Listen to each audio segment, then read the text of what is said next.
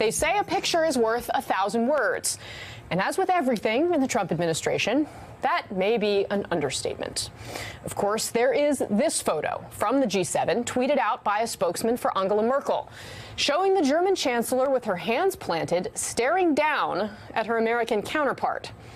There's also this one, showing a white imprint on President Trump's right hand following yet another hard handshake with French President Emmanuel Macron. And then there's this one of IMF Managing Director and Chairman Christine Lagarde with a withering look as the president shows up late for a breakfast focused on gender equality. Of course, they will all be overshadowed in about 24 hours by the image of a sitting American president meeting with the leader of North Korea for the first time ever. The question now is, what, if anything, will that meeting amount to beyond just that photo op? With that, I want to welcome in my panel. Joining me on set, national political reporter for Axios, Jonathan Swan, former Deputy Assistant Secretary of Defense and MSNBC national security analyst, Evelyn Farkas, political reporter for the New York Times, Ken Vogel, and joining us all the way from Singapore, a friend of the show and Pulitzer Prize-winning White House bureau chief for the Washington Post, Philip Rucker. Phil, I want to start with you since you are on scene, the site of all of the action. I've been enjoying all of the Instagrams that everyone is sending of the JW Marriott press file in Singapore. I want to read, though, from your piece in the Washington Post about this upcoming summit. You write, and I thought that this was a really on-point frame, quote, one is a septuagenarian American president. The other, a millennial North Korean dictator. But each has nuclear weapons and mixes taunts and tributes to keep the other one off-balanced. Thin-skinned alphas, both men, are wedded to a go-it-alone leadership style, have a penchant for bombast, and are determined to project dominance when they finally meet. So what is your sense of how things are unfolding there on the ground in Singapore so far? And what do you think these two personalities, how is the president going to end up handling this? Yeah, Casey, well, they've both arrived here in Singapore last night. It's now morning, Monday morning. President Trump is scheduled to be meeting with the Prime Minister of Singapore later today, and then, of course, on Tuesday with Kim Jong-un. And they've been sizing each other up for months, really for years. Kim Jong-un and the North Korean delegation have been studying Donald Trump, the history about him, the art of the deal, sort of understanding his personality. Trump is doing the same about Kim. I think Trump sees this very much as a clash of personalities, as an opportunity to size up the North Korean dictator, something no American president has been able to do face-to-face. And as he said the other day, he'll know within a minute or two whether there's something here, whether Kim can come to the table and have a deal. Now, if you start looking at the substance of what that deal could be, it gets very messy because that's not worked out. It's unclear what sort of deliverables they could walk away from this meeting with, but Trump is very eager to at least have the meeting and try to make friends with the dictator. Phil, is there a view that there may be any risk for the president in simply having this photo op? What is the thinking? What has he been told about whether he should smile, how he should present himself in what we know is going to be an instantly iconic picture? Well, it's an iconic picture that the North Koreans very much want. For them, this is an achievement in and of itself, getting an audience with the president, putting Kim Jong-un on equal footing with the American commander-in-chief, and it'll be used in propaganda back home by the North Koreans to show Kim as garnering respect around the world. And so the danger for Trump is that he's giving Kim something simply by shaking his hand and meeting him. We'll have to see what the body language looks like. I think it'll be really striking, for example, if Trump is kinder to Kim Jong-un than he was to Justin Trudeau in Canada and some of the other European allies that he was with at the G7 in Quebec the other day.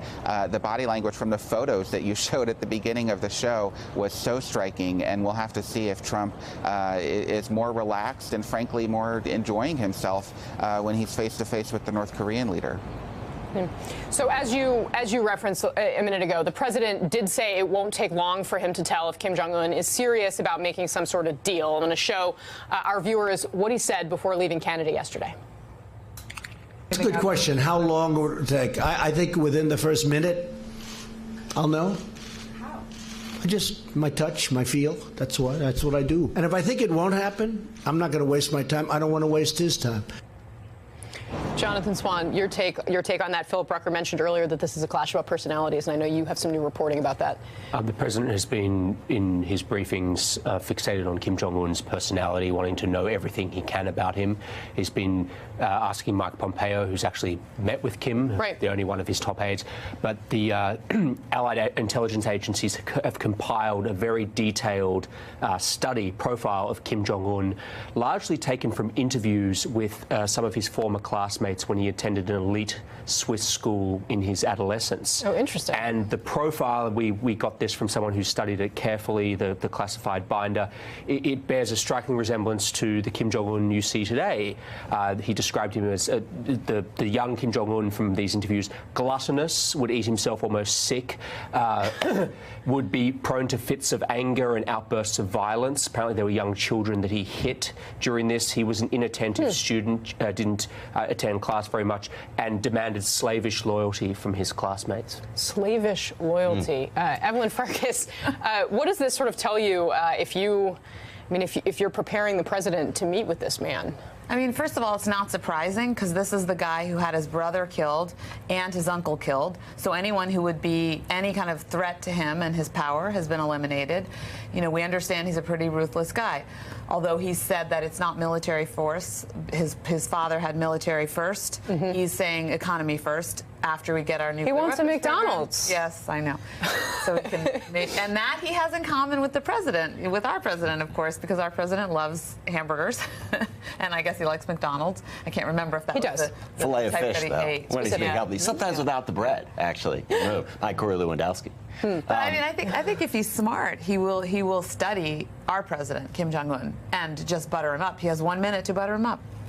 You know, but there's only it's impressive that they're doing this level of preparation. Certainly, one of the concerns was that there was no preparation, and it would be nice if that preparation was also on the policy side and not just on the personality side. You know, famously, George W. Bush, when he was meeting with Vladimir Putin, said that he could assess, and he was someone who was, despite liberal sort of stereotypes of him, was actually someone who did prepare on the policy side as well as the personality side, and said that he looked Putin in the eye, could see into his soul, found him trustworthy and straightforward, came to regret that assessment. Came to decide that assessment was incorrect. Yeah. So, you know, there's only so far that the personality goes. The policy is the key here. Yeah. And that was because he looked at the dossier that he had on, Putin looked at the dossier on Bush and knew he was deeply religious. So Putin purposely referenced, he had a cross and he talked about this cross and the meaning for him.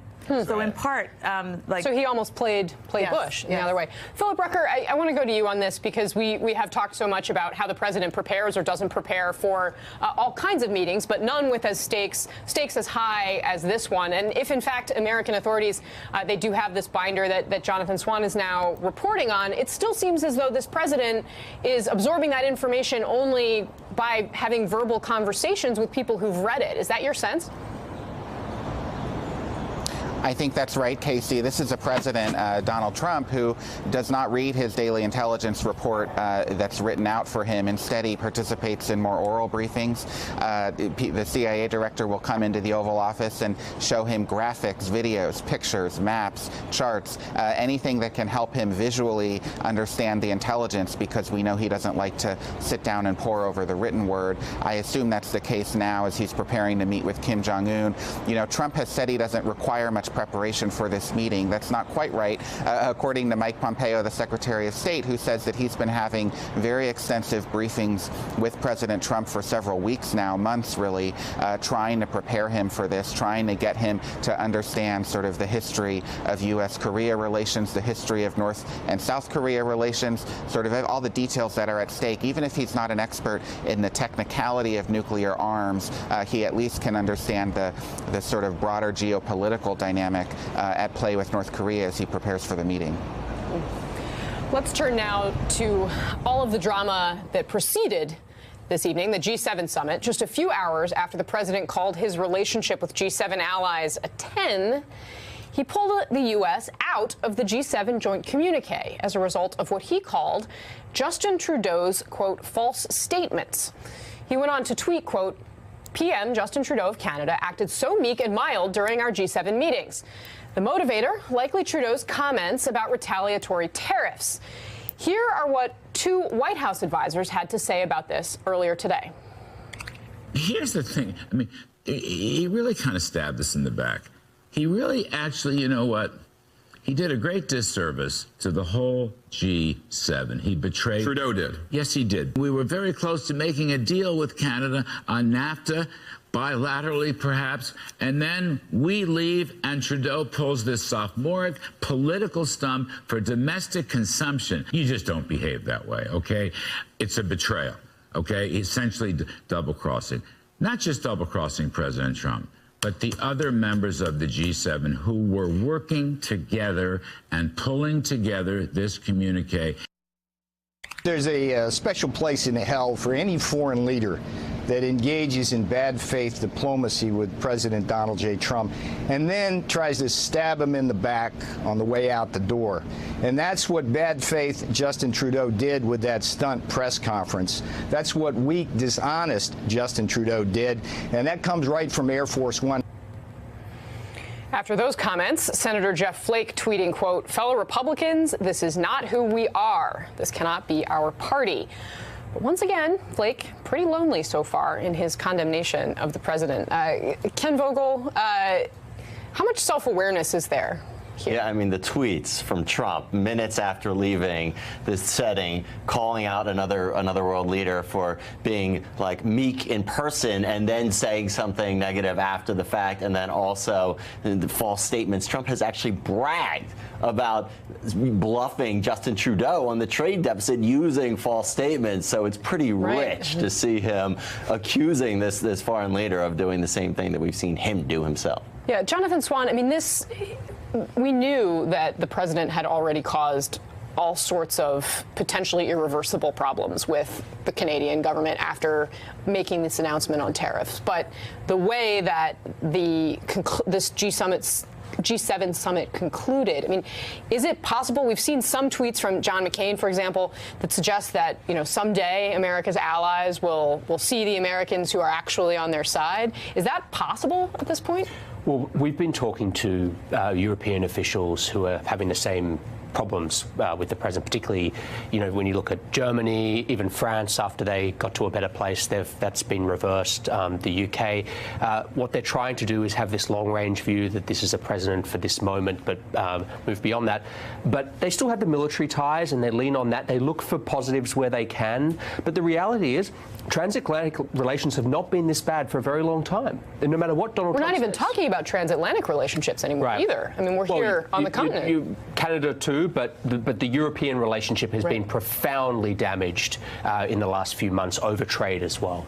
But Shinzo Abe was standing there as well. So, I mean, when it comes to economic issues, this is global and this is serious. And I think what was interesting to me, I think we need more reporting on this, but it appears, reading between the lines in the way the Post covered it today, that the Europeans actually staged an intervention. So that photo may have been that intervention where they said, okay, Mr. President Trump, you know, these are the facts. 70% of the foreign direct investment in the United States of America comes from European countries.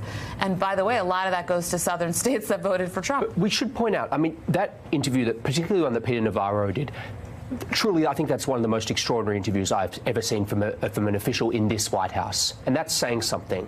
To call one of America's closest allies, Justin Trudeau of Canada, to say that there's a special place in hell for him and to give him labels like weak and dishonest, that is taking rhetoric to a level that I honestly haven't seen. And so I've been covering Trump for almost 3 years now. This, I mean, and the level of silence from most Republicans in Washington feels deafening. I guess they have so many things to be outraged about that they sort of pick their moments, but their moments are pretty rare, aren't they? Yeah. Phil Rucker, can I get you to weigh in on this, at how this all unfolded? I mean, it seems like a classic case of the president, you know, making one decision in the room and then either watching Justin Trudeau's press conference, being briefed on it, and making, you know, a very abrupt decision and kind of reversing himself entirely. What are the consequences here? Are these relationships reparable? Well, the consequences are quite severe for the relationship, as the panel's been discussing, but the pattern is familiar for Trump. I mean, he's someone who, when he's in the room with you, whether it's, a fellow foreign leader or even just a journalist for an interview, he wants you to like him. He wants to try to create a level of warmth there. He wants to, he doesn't usually confront people face to face, and then the meeting's over and he goes off on Twitter, as he did aboard Air Force One from Canada en route to Singapore. I mean, this is just a familiar pattern for Donald Trump, and he, he bullies sometimes, but he likes to bully with the distance. He doesn't like to do it face to face with the people he's trying to bully. You mentioned at the top of the show, too, looking at that picture of Angela Merkel and the other leaders kind of surrounding the president, that sort of dark, almost angry look on his face, and how that could potentially differ from, I mean, it certainly already differs from the picture of him receiving that letter from the North Koreans, you remember, in the Oval Office, where he was smiling and holding that giant envelope. We've talked about this a lot, I know, whether he has an affinity for dictators, but I mean, what is it that explains why he's so hostile in a room with, people that have been allies of the United States for decades, and seems so warm and open to these other people who have been our enemies? Well, he's so open to Kim Jong-un in part because it's his bid for history. Trump, it stuck with him from the first time he sat down with President Barack Obama after the election and before Trump was inaugurated. Obama told him, look, North Korea is the biggest challenge you're going to face in sort of a national security sense around the world, and this was a problem that Obama couldn't fix, the nuclear development in North Korea. And so that stuck with Trump, and it's been a motivating factor ever since. He wants to outdo Obama. He wants to solve the problem that his predecessors couldn't. And so because of that, he's in ultimate salesman mode right now. He wants the North Koreans to like him. He wants the North Koreans to come to the negotiating table with him. He wants them to agree to a deal. And so he's willing to flatter Kim Jong-un. He's willing to, pose for that picture with the big envelope in the Oval Office with a big smile on his face, because he feels like this is his opportunity to do something truly historic as president. Ken Vogel, you want to have a quick last word before we go? Yeah, to your point, Casey, about the warmness towards traditional adversaries and the coolness towards traditional allies, who's loving this tension at the G7 is Vladimir Putin. I mean, his whole goal was to drive wedges between the traditional Western alliances, and he's got that. Yeah. He's meeting with the Chinese and other officials at the Shanghai Cooperation Organization annual meeting. Hey there, I'm Chris Hayes from MSNBC. Thanks for watching MSNBC on YouTube. If you want to keep up to date with the videos we're putting out, you can click subscribe just below me, or click over on this list to see lots of other great videos.